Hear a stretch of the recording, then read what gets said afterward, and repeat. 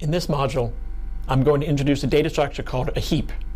It's fundamental in computer science and appears in numerous domains and algorithms. This core data structure will be used in another module where we talk about priority queues, but in this particular module, I will introduce the data structure and show its use in a heap sort algorithm for sorting an array. The heap data structure is structurally based on a binary tree. A binary tree, as you recall, has a node with two children, a left and a right, and each node can have a value. A binary tree can be converted into a binary search tree where you maintain a global property over the entire tree, such that all the values in the left subtree are smaller than or equal to a node's value, and all the values in the right subtree are greater than or equal to the node's value. That global property is costly to maintain, and there's an alternative to consider, which is what the heap allows us to do. What's really interesting is when we discuss the heap and you look at its structure, while it has a strong resemblance to the binary trees, it actually has slightly different properties that allows it to be used in a variety of ways. We'll show here how to use a heap to sort, but it can also be used to represent a priority queue, which is a structure where you can insert elements, each with their own priority, and then you can remove the one of highest priority at any time. Let's get started. A heap is structurally the same as a binary tree. There are a collection of nodes. Each node has a left and a right child, and each node has a value. However, a heap maintains two properties. One's known as the shape property, and the other one is the heap property. The shape property looks at the binary tree and makes the following declaration: that you will only add a node to the binary tree in such a way that each level in the tree is filled before you add nodes to the next level. A level in a binary tree are all the nodes that are the same distance from the root. The root of a binary tree is at level 0. Its two children are level 1. They're both one edge away from the root. The grandchildren of the root are all two edges away, and they're at level 2. So the heap, when it grows, always makes sure that it grows, in a sense, top to bottom and left to right. One nice feature of this property is that the binary tree that gets created is always balanced, because you never have one side of the tree become so far skewed down when compared to the other side. The second property of a heap is called the heap property. And here's where we actually look at the values that are contained in the nodes.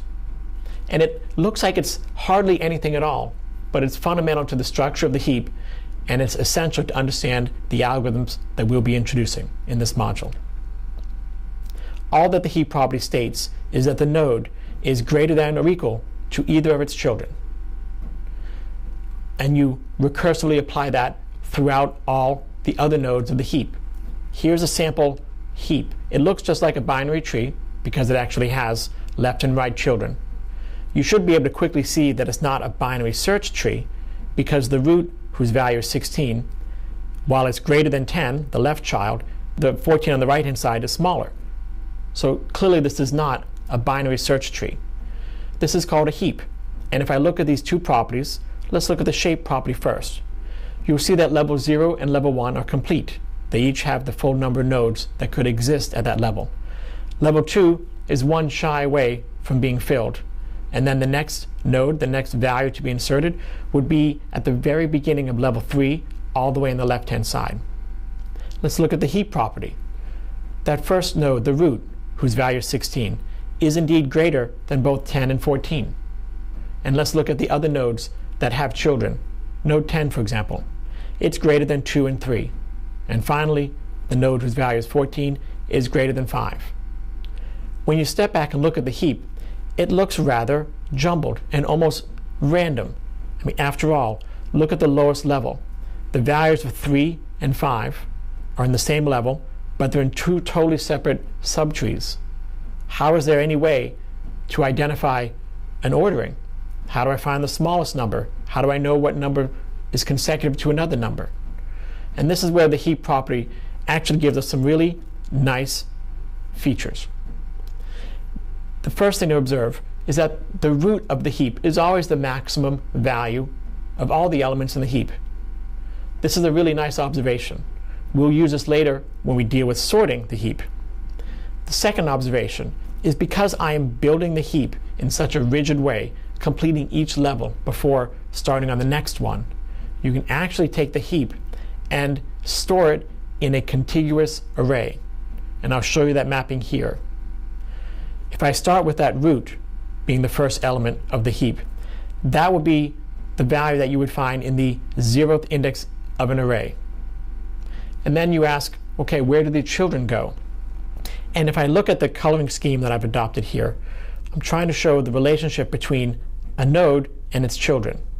First, let's look at how the nodes are laid out. If I read the heap in order from the 0th level, left to right the first level, left to right the second level, you can see how that aligns with the values that are in the collection.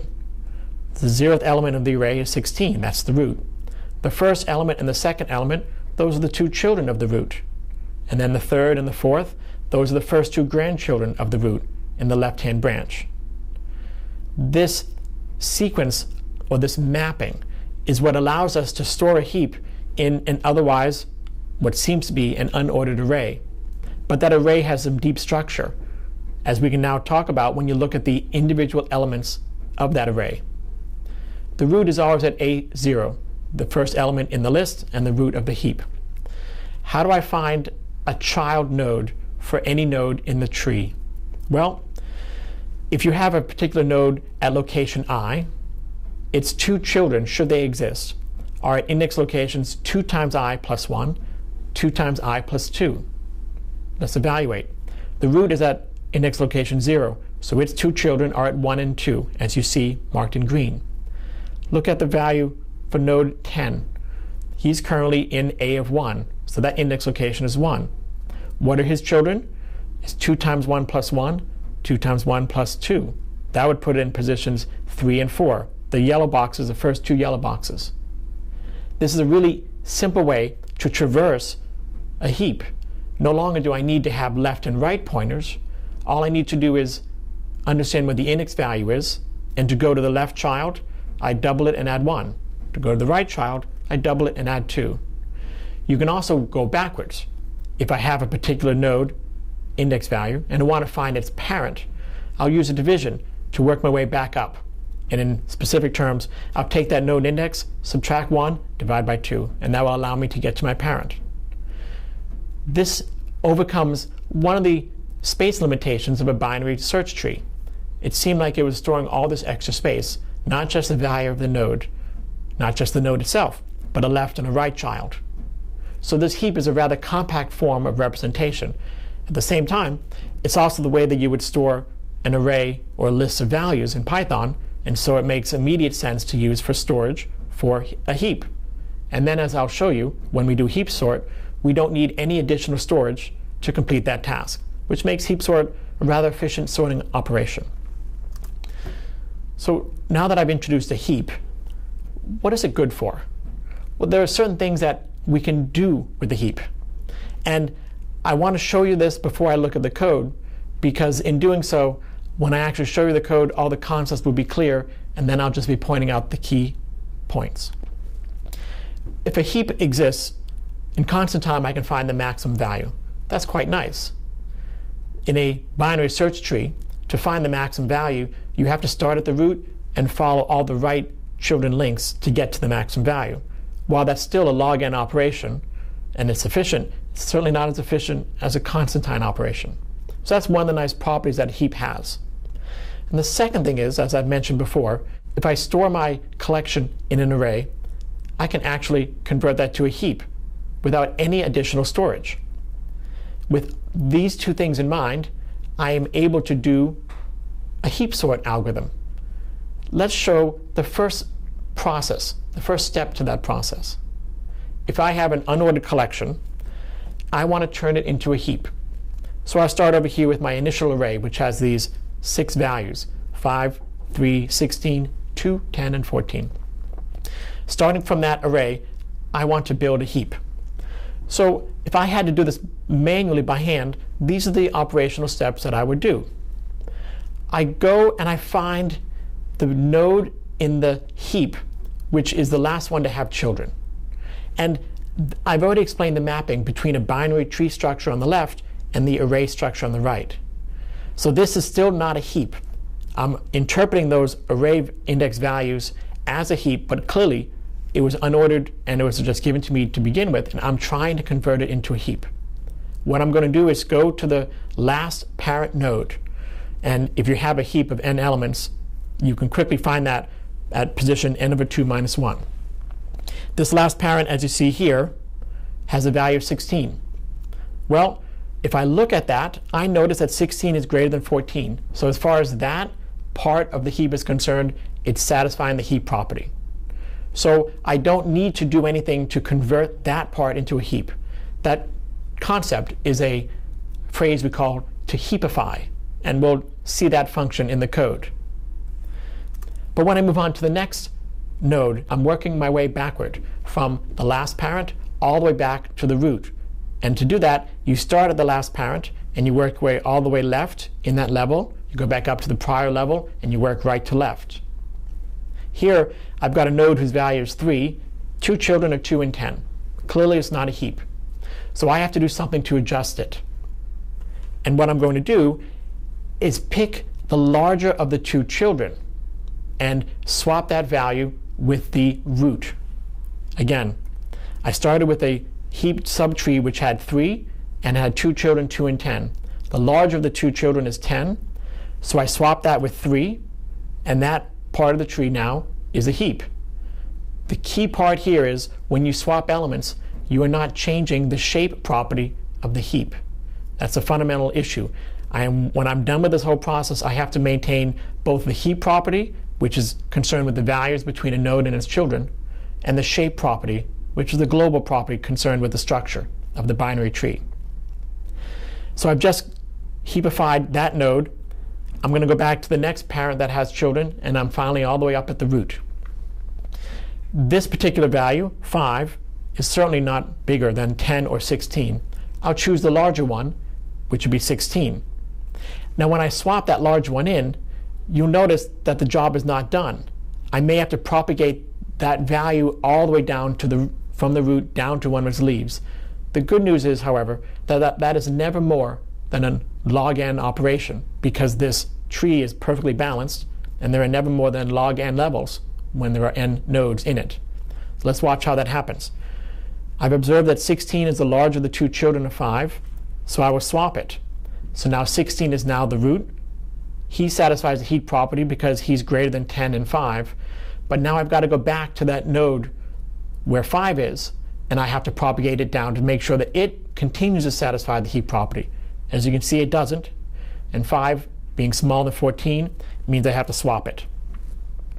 That overall approach that I've just described is called build heap, and this is the function that you would write in Python, and you'll see that in a moment, but here it is on the slides. To build a heap, I start with my raw array that was given to me, and I pick that point at the halfway point minus 1, which will be the node, the last node that has children. All the nodes to the right of that are leaf nodes. All the nodes from there to the left are parent nodes. And I execute this process called heapify, which again the code will show, but I've shown you the basic details here. Heapify will look at that node and make sure that it's greater than both of its children. And if it isn't, it will swap with the larger and then propagate those changes down as necessary to build the heap. Along the way, it will never change the shape, and so when I'm done with this build heap process, I will have guaranteed not only that the shape has not changed, and that means that it's officially the structure of a heap, I've also guaranteed that every node that has children satisfies the heap property, which means that the whole heap is satisfied. I did want to show you the heapify code just so you can get a flavor for it. Again, when I show you the final code of the heap in Python, I'm not going to type this in, so I wanted to show it to you here. The way that heapify works is it starts with the array and a particular index that you're concerned about. You want to make sure that at that location it is the root of a tree which satisfies the heap properties. To know how far to go, well, I no longer can have left and right pointers and check to see if they exist.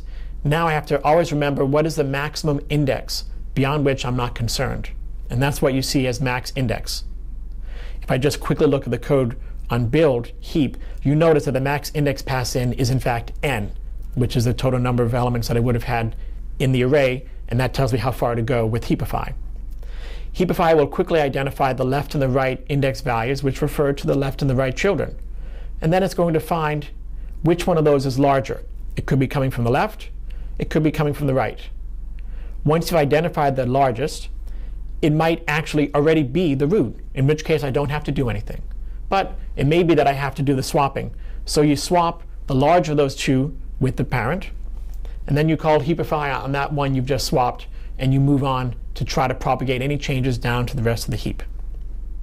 So there's the Heapify function. Again, if I look at it, it's a recursive function. That means it will never be more than log n cost. It's also more efficient than you realize because you may not have to propagate changes too far. The heap has a really interesting property of dispersing values in such a way that they are seemingly random. They're, of course, growing smaller as you work your way down, but in doing so, you don't have to propagate changes too far in practice. It's also worth mentioning that the kind of heap I'm creating here is what's called a max heap, where the maximum value is at the top of the heap. I could just as easily have created a min heap, where the smallest value is at the top of the heap, and each children is greater than the parent. The reason why we started with a max heap is that it leads automatically into a definition of an algorithm for sorting called HeapSort, which I now explain. I'm showing here a sequence of steps that would demonstrate how you would use the heap data structure and the function that I've just introduced for sorting. This seems like an absolute non sequitur. How do you go from maintaining a heap into sorting? The real trick is observing that you always know where the maximum value is. That's the root. So if I could just remove that maximum value and then update the heap so that it remembers or becomes a heap again, then the next maximum value will be replacing that root. So I could put these two together, and here's the code as you would see it. I've got a function called HeapSort here, given an arbitrary collection A. The first thing it does is it builds a heap. After that is done, as you see on the slide here, I have a heap whose root is 16, and the values, as you see in the array, are as follows. The first observation that we make with HeapSort is that that root, being the largest value, I can swap it with the end one, and now I know that that value is in the proper location for a sorted array. Because it's the maximum one, I put it all the way at the end.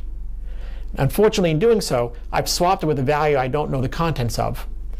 And that new value being replaced where the heap root used to be means I'm violating the heap property.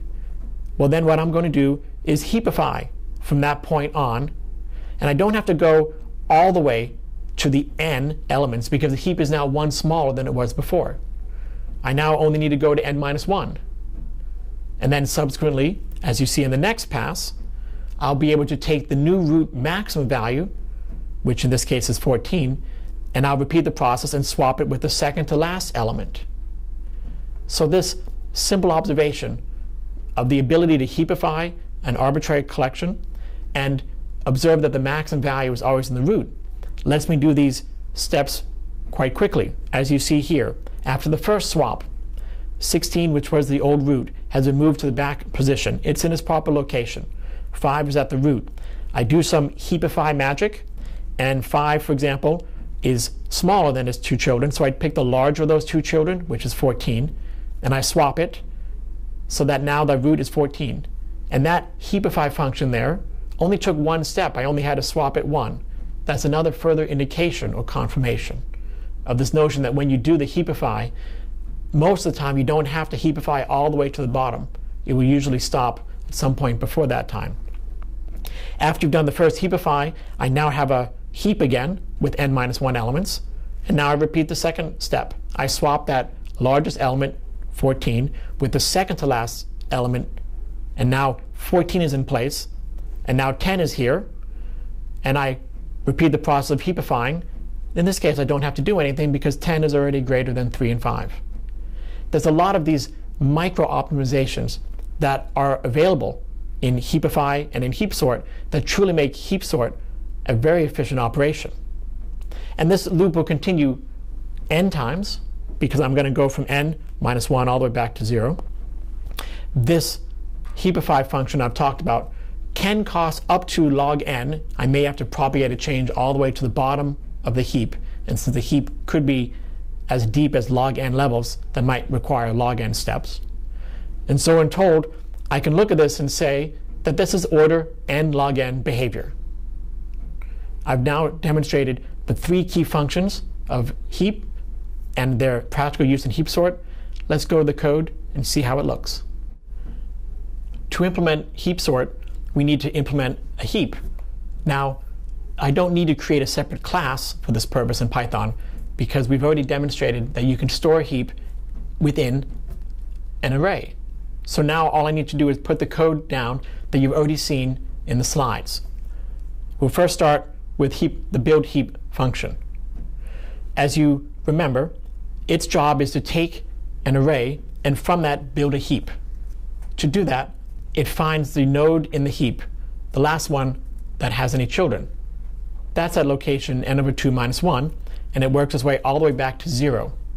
As you know in Python, when you use the range function, you have to make sure you go one further than you actually need to do. So this will go from n over 2 minus 1 all the way down to 0 in steps of -1. This will guarantee that we'll execute Heapify on all the appropriate index locations.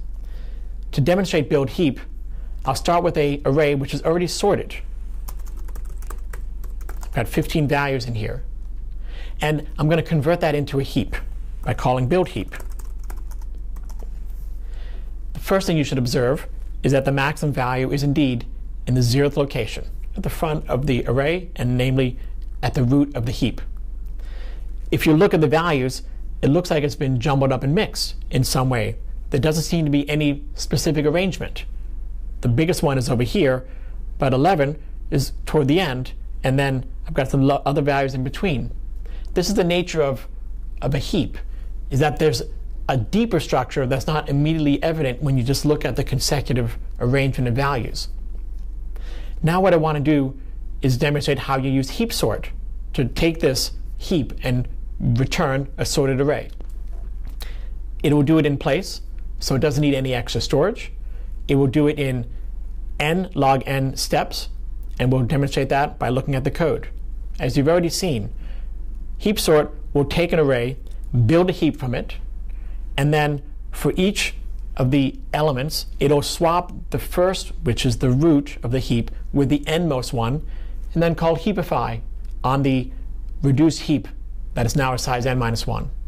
It will repeat that process until the entire collection is sorted, and the Heapify function, as I've already demonstrated in the slides, will work to make sure that for any node, it checks the left and the right side to find if any one of those is larger.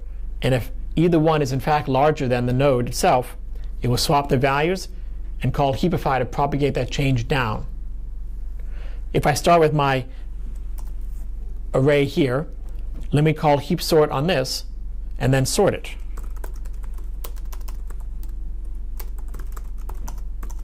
And I have, in fact, a sorted array. Now this particular function, HeapSort, is quite efficient. And in many implementations of sort that are the default ones you would find in an operating system, for example, there are cases where HeapSort is used as the default because of its really important properties. There's another sorting algorithm known as quicksort you may have heard about, and that usually is the default that is used in practice. The trouble with quicksort is it has some really bizarre special cases that could lead to n-squared behavior if the data is structured in just the wrong way. HeapSort, by alternative, actually has no bad case.